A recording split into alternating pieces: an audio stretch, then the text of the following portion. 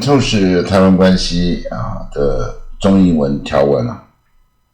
这第二部分第一部分是只看中文版的那第二部分就开始讲英文条文，所以对英文没兴趣就只看第一部分就好，第二部分就不要看因为这个它条文确实比较第一个长第二个比较难一点，但我会把它解释得很清楚当然这是全部条文了那为什么搞得花花绿绿当然原来就全部黑字嘛，可是那样子谁看得懂这一般看的，除非英文登峰造极这个不然连 ABC 看这个都很累所以我就是做了一些加工嘛，就是一个句子一个颜色这样子比较清楚但是呢，你说为什么下面画那么多横杠就断句因为它这个法律的条文文字都比较又臭又长。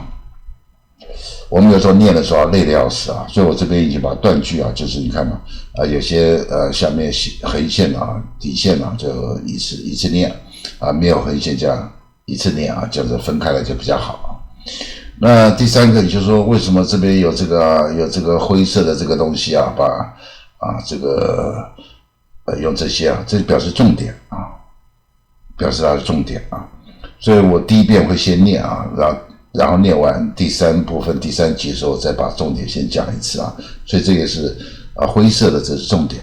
那你说这个红色是什么的动词当然基本上是动词有些它没有动词我们就把它当动词像第一个句子它就没有，你看它有句点嘛它没有动词但是等于是这个就算动词不管了反正就是你不要说这是当一律师写的当然我也不是说我英文比他好，不可能但是我来看就是还是有些小瑕疵但瑕不掩瑜因为这个法律文件本来要写的尽善尽美100分也是很难的事情不管了小毛病也不管了，因为一般人能看得懂就偷笑了，还要去找他毛病那是太夸张了但是我来看的时候有些地方还有瑕疵，中文版当然是瑕疵最大，因为是中文版翻的时候文字也差一点然后有些地方没翻出来，然后红字就是动词，因为英文句子的灵魂是动词嘛所以再讲一遍一个句子一个颜色第一个第二个就是画底线跟没有画底线就断句这样子念起来你才会断一下嘛，不然你这个念到后面气都没了让自己也搞不清楚状况所以我这第二部分我就整个先念一遍，先不解释意思，因为光是念一遍就很久了，先念一遍，第三集再开始去解释它的意思所以第三个是灰色这部分是它重点重点在第三集开始我讲它重点，第二集只是念一遍第三个就是动词所以掌握这几个原则。所以我这一遍念的时候所以这个我会放在我20个频道里面的这个好几个，也包括了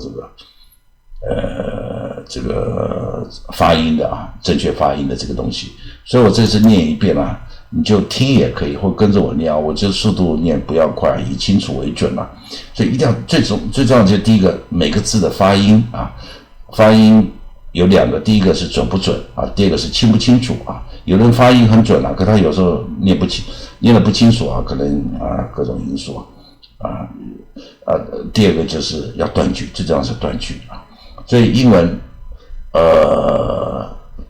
不管你念得准不准你至少断句你不要英文有个错误观念是一定要念得飞快因为看电视剧什么美剧那假的啦，那是人家已经背了多少遍的台词要赶时间嘛不是嘛？你看一般美国私底下你在没有准备情况下跟他聊天，他讲的也不会快所以不是比快，就像唱歌不是比高音比感情所以念的时候当然你如果天生就喜欢念快，或者你就是表现欲很强，念快也不是不可以但前提上你发音要准断句尤其断句要断得对那人家才知道你完全可以了解但是美国大人物嘛，大老板嘛，总统嘛，大官嘛教授嘛，有地位的他讲话的慢条斯理，反正学问越高的地位越高他反而讲得比较慢，因为他讲的重点讲清楚嘛，因为语言是沟通，不是在表演嘛，也不是在秀嘛反而是有一些小孩子7、8岁、8、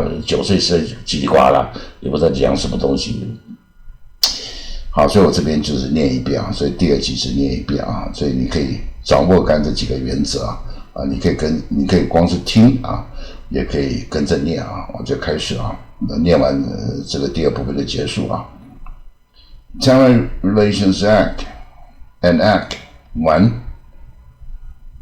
to help maintain peace, security, and stability in the Western Pacific, and to promote the foreign policy of the United States by authorizing the continuation of commercial, cultural, and other relations between the people of the United States and the people of Taiwan, and for other purposes. 2. Be it enacted by the Senate and House of Representatives of the United States of America and Congress assembled. Section 1, short title. This act may be cited as the Taiwan Relations Act. Section 2, findings and declaration of policy. 1. The President, having terminated governmental relations between the United States and the governing authorities on Taiwan, recognized by the United States as the Republic of China prior to January 1st, 1979, the Congress finds that the enactment of this act is necessary, A, to help maintain peace, security, and stability in the Western Pacific, and B, to promote the foreign policy of the United States by authorizing the continuation of commercial, cultural, and other relations between the people of the United States and the people of Taiwan. 2. It is the policy of the United States, A, to preserve and promote extensive, close, and friendly commercial, cultural, and other relations between the people of the United States and the people of Taiwan, as well as the people in the China mainland and other peoples of the Western Pacific area. B, to declare that peace and stability in the area are in the political, security, and economic interests of the United States and are matters of international concern. C, to make clear that the United States' decision to establish diplomatic relations with the People's Republic of China rests upon the expectation that the future of Taiwan will be determined by peaceful means. D, to consider any effort to determine the future of Taiwan by other than peaceful means, including by boycotts or embargoes, a threat to the peace and security of the Western Pacific area, and of great concern to the United States. E, to provide Taiwan with arms of defense of character, and F, to maintain the capacity of the United States to resist any resort to force or other forms of coercion that would jeopardize the security or the social or economic system of the people of Taiwan. 3. Nothing contained in this act shall contravene the interests of the United States in human rights, especially with respect to the human rights of the approximately 18 million inhabitants of Taiwan.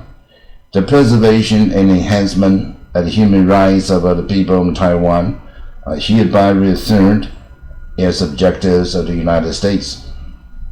Section 3. Implementation of the United States policy with regard to Taiwan. 1. In furtherance of the policy set forth in Section 2 of this Act, the United States will make available to Taiwan such defensive articles and defense services in such quantity as may be necessary to enable Taiwan to maintain a sufficient self-defense capability. 2. The President and the Congress shall determine the nature and the quantity of such defense articles and services based solely upon their judgment of the needs of Taiwan in accordance with the procedures established by law. Such determination of Taiwan's defense needs shall include review by United States military authorities in connection with recommendation to the President and the Congress. 3.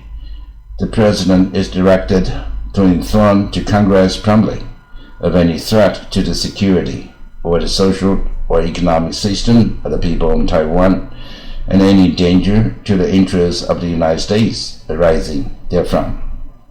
The President and the Congress shall determine, in accordance with constitutional process, appropriate action by the United States in response to any such danger. Application of laws in national agreements, Section 4. 1. The absence of diplomatic relations or recognition shall not affect the application of laws of the United States with respect to Taiwan, and the laws of the United States shall apply with respect to Taiwan in the manner the laws of the United States apply with respect to Taiwan prior to January 1st, 1979. 2. The application of subsection A of this section shall include but shall not be limited to the following. A. Whenever the laws of the United States refer or relate to certain countries, nations, states, governments, or similar entities, such terms shall include and such laws shall apply with such respect to Taiwan. B.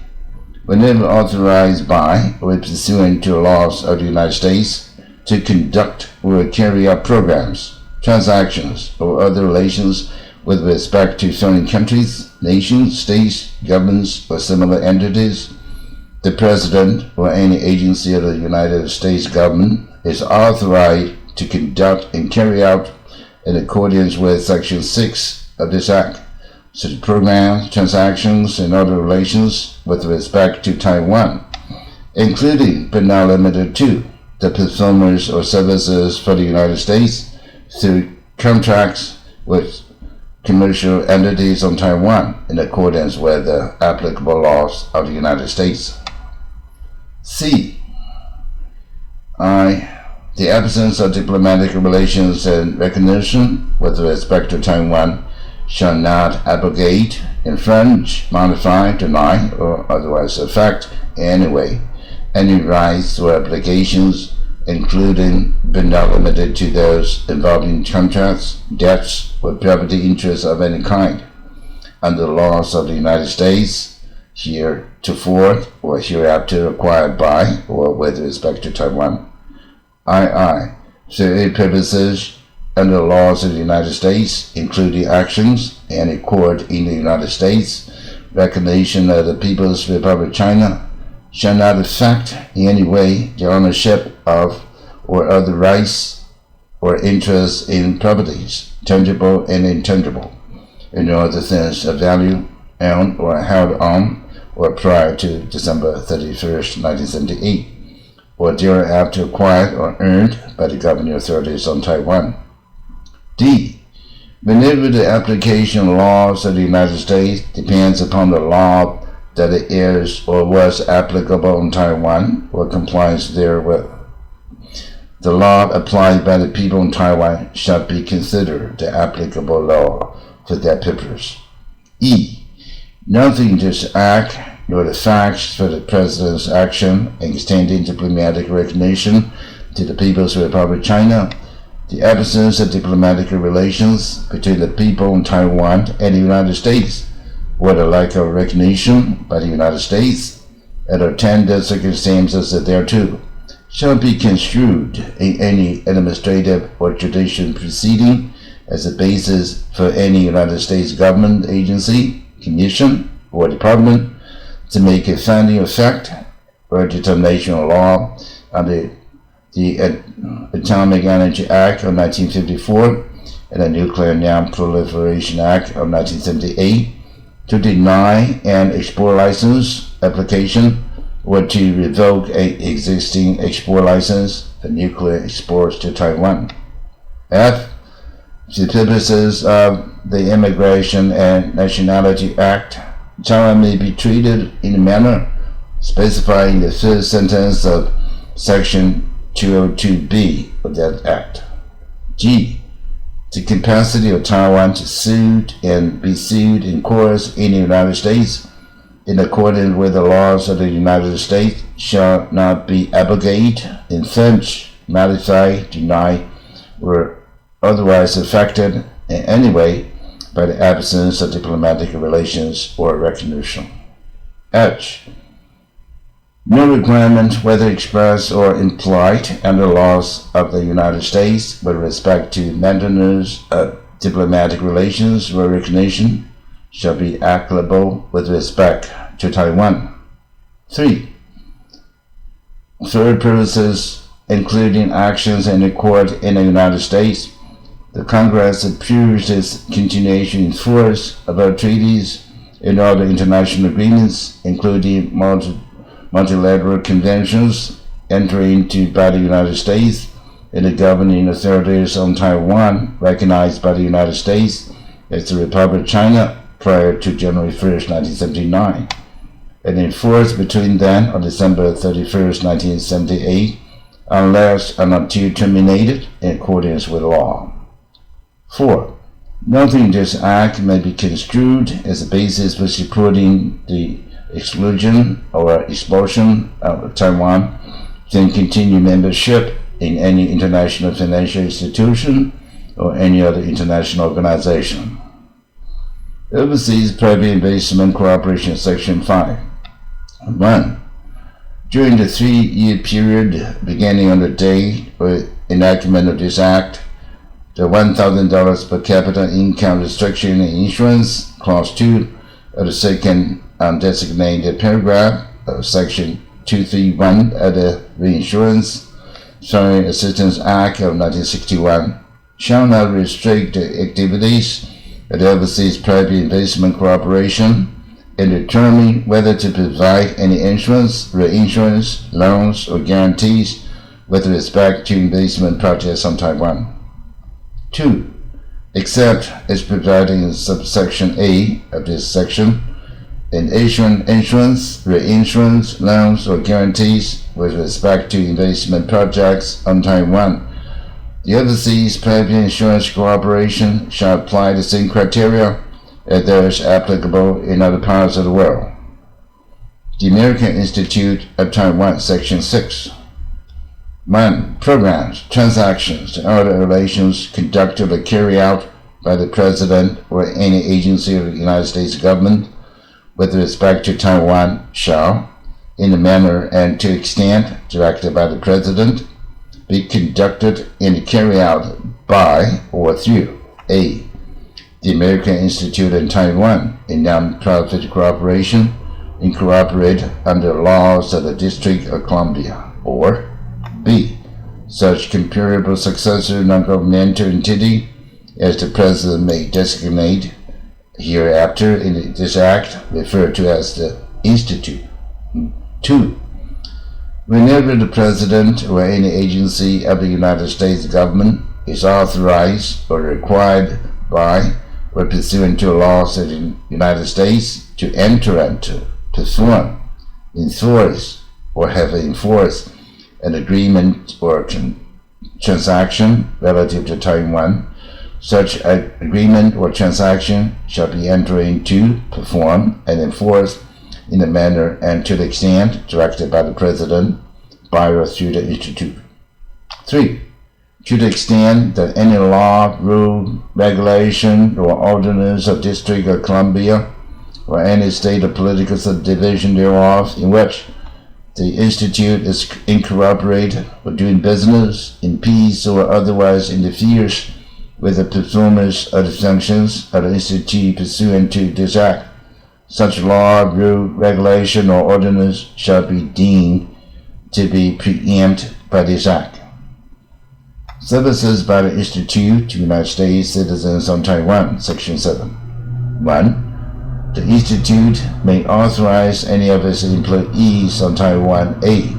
to administer to or take from any person an oath, affirmation, affidavit, or deposition, and to perform any notarial act which any notary public is required or authorized by law to perform within the United States. B. To act as provisional conservator of the personal estates of deceased United States citizens. And C. To assist and protect the interests of United States persons by performing other acts such as are authorized to be performed outside the United States to counsel the purposes for such laws in the United States as the President may specify. 2. Acts performed by authorized employees or institute under this section shall be valid and of like force and effect within the United States as they performed by any other person authorized under laws in the United States to perform such acts. Tax-exempt status of the Institute, Section 8. 1. The Institute, its property, and its income are exempt from the taxation now or hereafter imposed by the United States, except to the extent that Section 11A3 of this Act requires the imposition of taxes imposed under Chapter 21 of the Internal Revenue Code of 1954 relating to the Federal Insurance Contributions Act, or by state or local taxing authority of the United States. 2. For the purposes of the Internal Revenue Code of 1954, the Institute shall be treated as an organization described in Sections 170, B1A, 170C, 2055A, 2106A2A, 2522A, and 2522B. Furnishing property and services to and obtaining services from the Institute, Section 9. 1. Any agency of the United States government is authorized to sell, loan, or lease property, including interest herein. 2. And to perform administrative and technical support functions and services for the operations of the Institute upon such terms and conditions as the President may direct. Reimbursements to agencies under this subsection shall be credited to the current applicable appropriation of the agency concerned. 2. Any agency of the United States government is authorized to acquire and accept its services from the Institute upon such terms and conditions as the President may direct. Whenever the President determines that to be in furtherance of the purposes of this Act, the procurement of services by such agencies from the Institute may be effected without regard to such laws of the United States normally applicable to the acquisition of services by such agencies as President may specify by executive order. Any agency of the United States government making funds available to the Institute in accordance with this Act shall make arrangement with the Institute for the Comptroller General of the United States to have access to the books and records of the Institute and the opportunity to audit the operations of the Institute. Taiwan Instrumentality, Section 10. 1.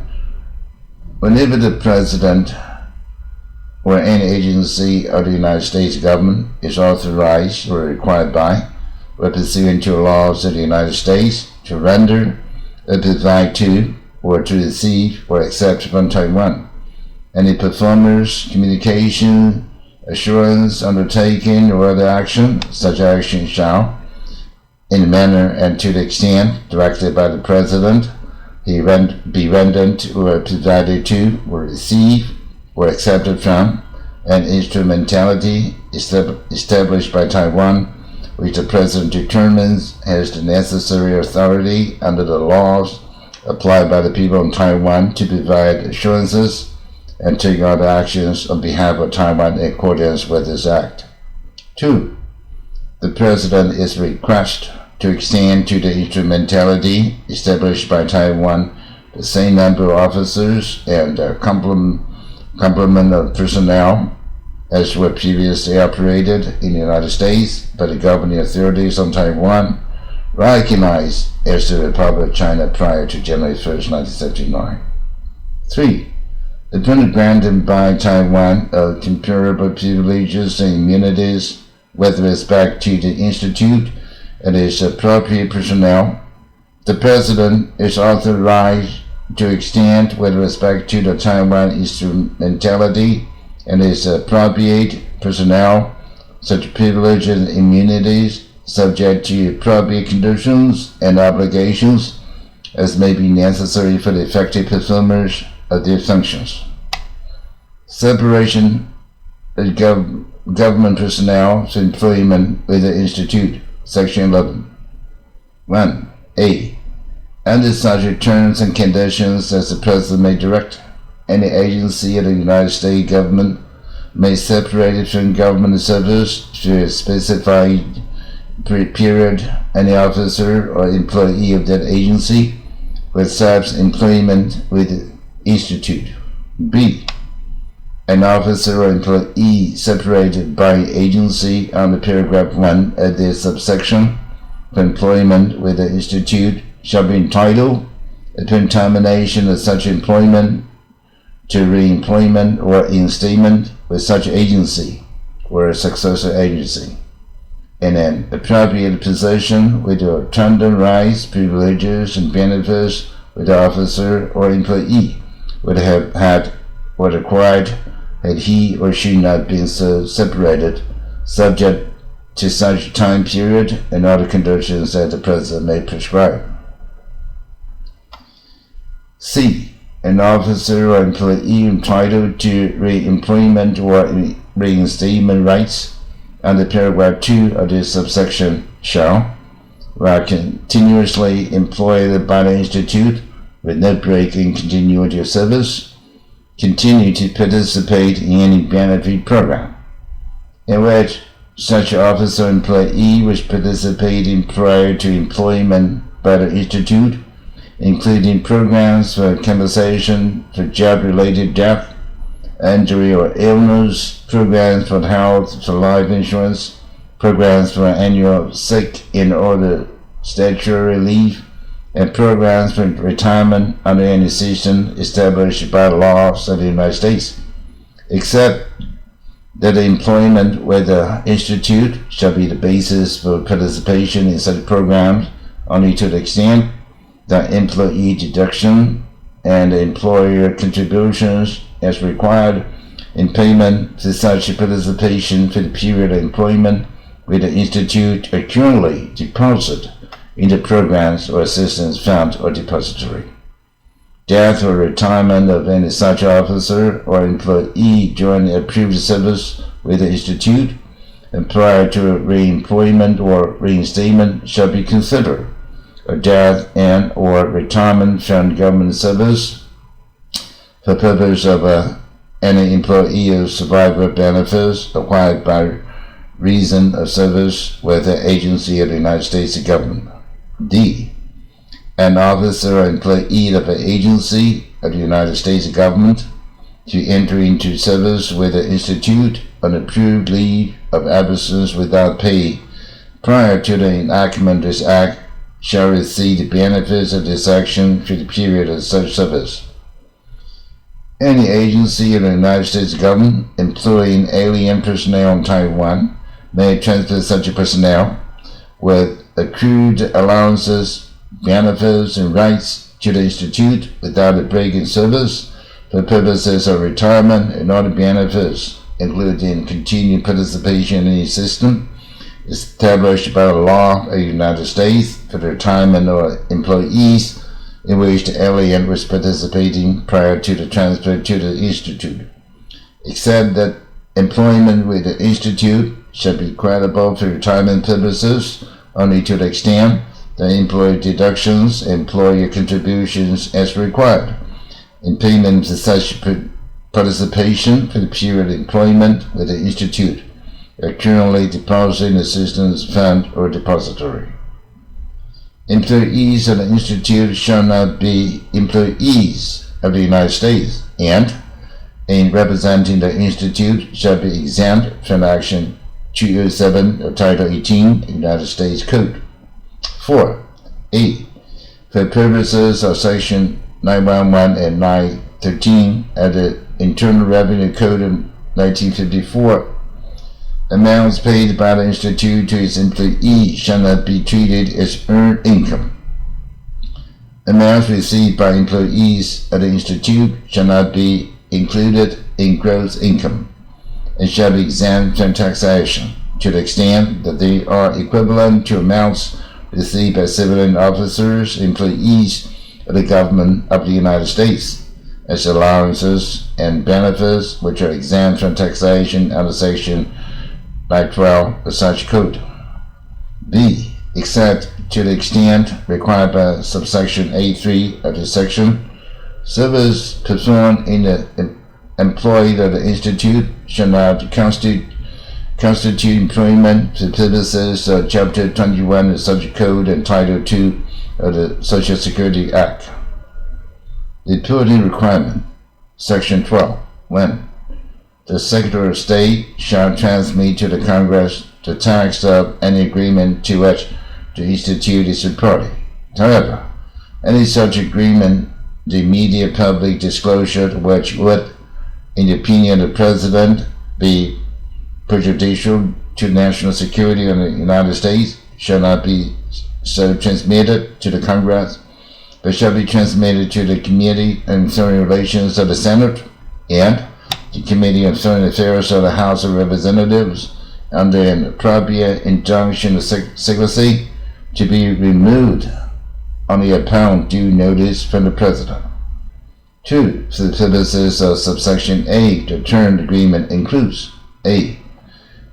Any agreement entered into between the State, the Institute, and the governing authorities on Taiwan or the instrumentality established by Taiwan, and B.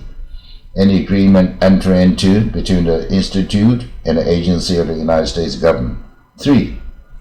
Agreements and transactions made or to be made by or through the Institute shall be subject to the same congressional notification, review, and approval requirements and the procedures as if such arrangements and transactions were made by or through the agency of the United States government on behalf of which the Institute is acting. 4. During the 2-year period beginning at the effective date of this Act, the Secretary of State shall transmit to the Speaker of the House and Senate House of Representatives and the Committee on Foreign Relations of the Senate every 6 months a report describing and reviewing economic relations between the United States and Taiwan, noting any interference with normal commercial relations. Rules and Regulations, Section 13. The President is authorized to prescribe such rules and regulations as he may deem appropriate to carry out the purposes of this Act. During the 3-year period beginning on the effective date of this Act, such rules and regulations shall be transmitted promptly to the Speaker of the House of Representatives and to the Committee on Foreign Relations of the Senate. Such action shall not, however, relieve the Institute of responsibilities placed upon it by this Act. Congressional Oversight, Section 15. 1. The Committee on Foreign Affairs of the House of Representatives, the Committee on Foreign Relations of the Senate, and other appropriate committees of the Congress shall monitor A. The implementation of provisions of this Act. B. The operation and procedures of the Institute. C. The legal and technical aspects of the continuing relationship between the United States and Taiwan. And D. The implementation of policies of the United States concerning security and cooperation in East Asia. 2. Such committees shall report as appropriate to their respective houses on the results of their monitoring. Definition, Section 15. For the purposes of this Act, 1. The term laws of the United States includes any statute, rule, regulation, ordinance, order, or judicial rule or decision of the United States or any political subdivision thereof. And 2. The term Taiwan includes, as the context may require, the islands of Taiwan and pescadores, the people of those islands, corporations and other entities, and associations created or organized under the laws applied on their islands, and the governing authorities on Taiwan recognized by the United States as the Republic of China prior to January 1st, 1979, and any successor governing authorities, including political subdivisions, agencies, and instrumentalities thereof. Authorization of Appropriation, Section 16. In addition to funds otherwise available to carry out the provisions of this Act, they are authorized to be appropriate to the Secretary of State in the fiscal year 1980. Such funds as may be necessary to carry out such provisions. Such funds are authorized to remain available until expended. Severability of Provisions, Section 17. If any provision of this Act or the application thereof to any person or circumstances is held invalid, the remainder of the Act and the application of such a provision to any other person or circumstances shall not be effective thereby. Effective date, Section 18. This Act shall be effective as of January 1st, 1979, approved April 10th, 1979.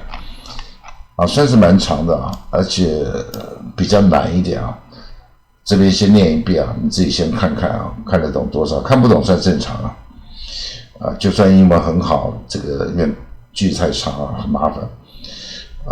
然后第三部分我就开始解释它的意思这边20个频道尽可能多订阅一点然后可以的话就小donate捐点小钱鼓励一下这集讲到这边第三部分我就把中文的意思把它解释一下，还有一些英文要注意的东西会讲解一下这一集讲这个。